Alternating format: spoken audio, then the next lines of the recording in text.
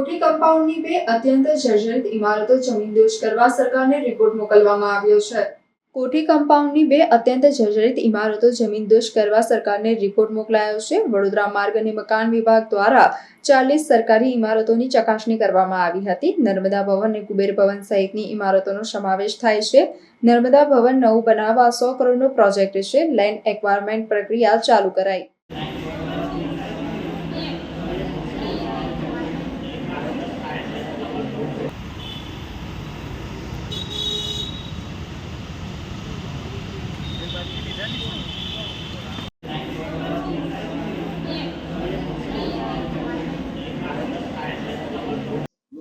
મારે છે ને રૂટીનમાં દરેક બિલ્ડિંગનું ઇન્સ્પેક્શન થતું હોય છે અને જ્યારે જે ધ્યાનમાં આવે છે એ રીતે આપણે એનું રિપેરિંગ વર્કને હાથ ધરતા હોય છે.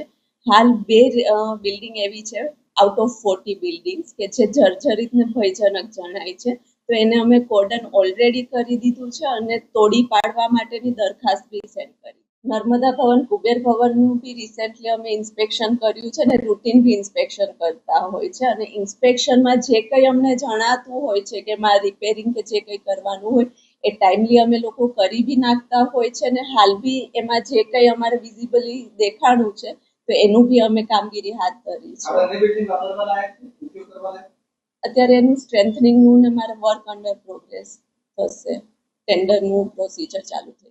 નર્મદા ભવનનું ઓલરેડી નવું કન્સ્ટ્રક્શન માટે બી લેન્ડ રિક્વાયરમેન્ટ હતી જે આપણે પ્રપોઝલ કરી દીધી છે અને નવું કન્સ્ટ્રક્શન થવાનું જ છે અને અત્યારે ઓફિસો ને બધી બેસે છે તો હાલ મારે એનું જે રેટ્રોફિટિંગ વર્ક છે એ બી મારે ઇન પ્રોગ્રેસ છે.